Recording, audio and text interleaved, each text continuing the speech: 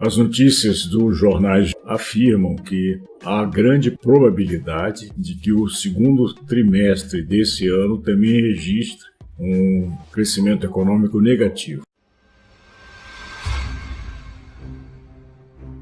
Considerando o primeiro trimestre, que foi negativo, e o segundo trimestre também negativo, se ocorrer, isso caracterizaria 2 trimestres consecutivos de produto interno bruto negativo, ou seja, caracterizado tecnicamente a recessão. Não é uma notícia nada alvissareira, porque há uma esperança, desde o início do governo atual, de que o país conseguiria se reerguer, sair da crise, e todas as empresas sairiam beneficiadas e o desemprego diminuiria. Como não é o que está acontecendo, vem uma pergunta a respeito. Por que a gente não cresce?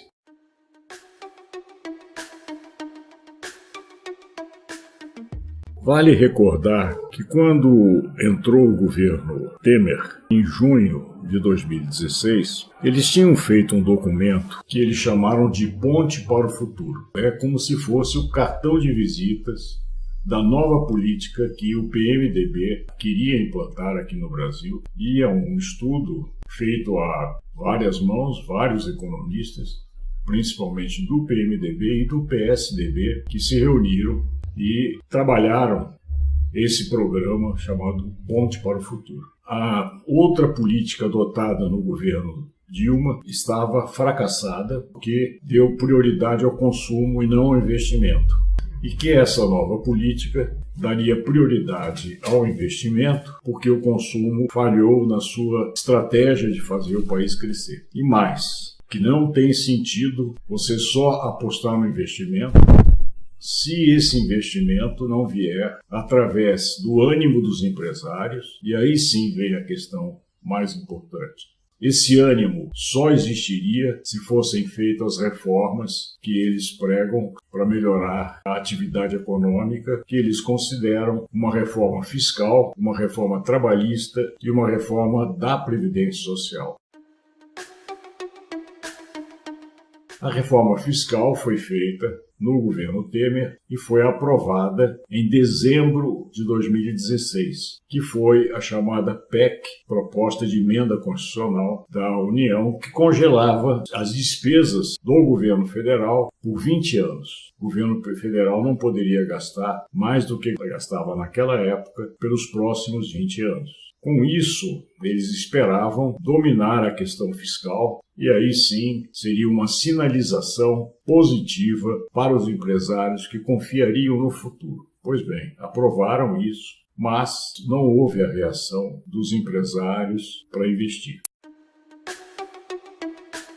Tudo bem, eles então falaram assim, olha, vamos aguardar a reforma trabalhista, porque aí sim os empresários vão ter mais confiança e vão, portanto, empregar mais gente e aí nós vamos ter uma melhora geral no crescimento econômico. Pois bem, aprovaram em dezembro de 2016 a reforma trabalhista e também nada aconteceu.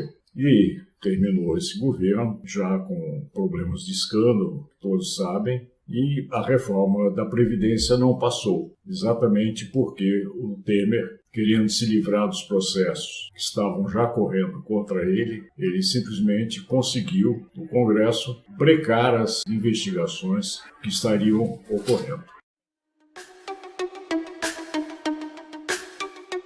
Sobrou, então, para este governo Bolsonaro, a reforma da Previdência Social. E agora já passou em primeira instância na Câmara e provavelmente mais um mês ou 2 essa reforma é aprovada e já há indicações seguras de que será com folga essa aprovação no Senado.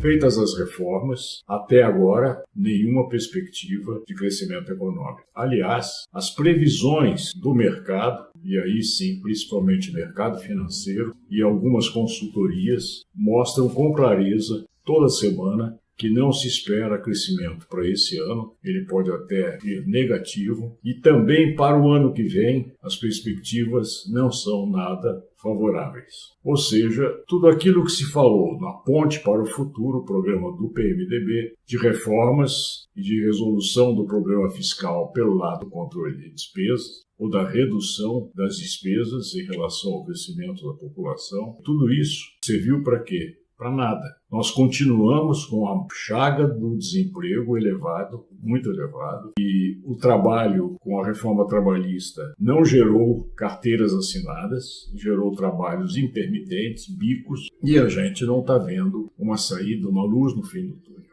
Aí vale uma reflexão. Por que isso?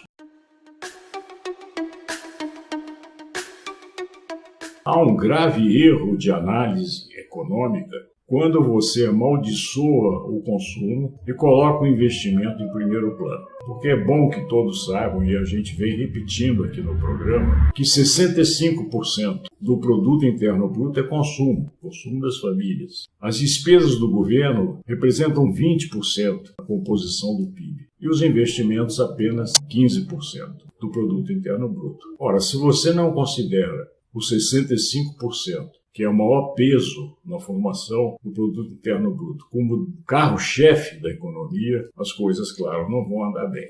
Portanto, essas reformas todas, sem exceção, retiram poder aquisitivo da população. É bom que isso fique bem claro, porque se você não tem força no poder aquisitivo das pessoas, nada funciona. O segredo da economia é simples, super simples. Você precisa com que o grosso da população tenha o seu poder aquisitivo fortalecido. E se você faz reformas que tiram esse poder aquisitivo, tipo a reforma da Previdência, vai retirar R$1 trilhão em 10 anos ou 100 bilhões de reais em média por ano durante cada um desses 10 anos. É claro que o comércio sente, porque menos gente comprando ou menos recursos indo para o comércio, a indústria em seguida sente também, os serviços e a agricultura.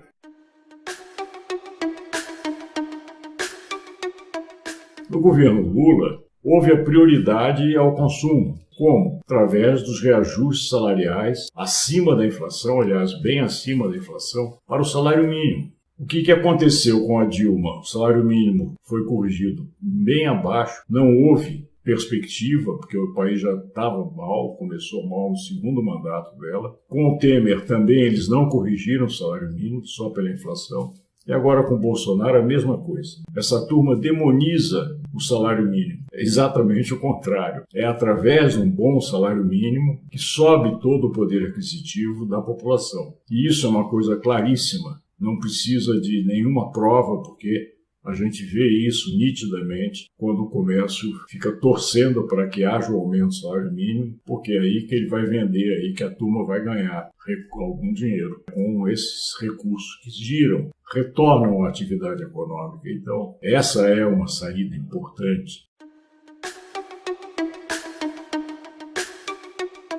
Programas de renda, como Bolsa Família e outros programas, também têm a mesma finalidade de trazer mais massa salarial para ativar a economia. Então é esse o recado que eu acho importante da gente transmitir, porque nós estamos sentindo que a Argentina, que entrou com a mesma política, um pouco antes até do Temer, entrou num colapso terrível e que agora está claro que essa solução lá não está levando a nada, eles já foram socorridos pelo Fundo Monetário Internacional, não resolveu, e a inflação deles está galopando, já está se aproximando quase de 100%, é uma coisa terrível que está acontecendo. E o presidente Macri foi tão elogiado aqui pelo Bolsonaro, esse presidente já não está com a mínima perspectiva de se reeleger com as eleições que vão se dar agora em outubro lá na Argentina. Então, gente, cuidado, porque o próximo pode ser esse que está aqui. E esse que está aqui, gente, não está minimamente preocupado com os 13 milhões de desempregados, com a retomada do crescimento. Fica brincando no Twitter, ofendendo pessoas, criando caso com todo mundo. Essa é a nossa realidade. Ou ela muda rapidamente, ou o povo não aguenta mais alguns meses, ou talvez até o final desse ano.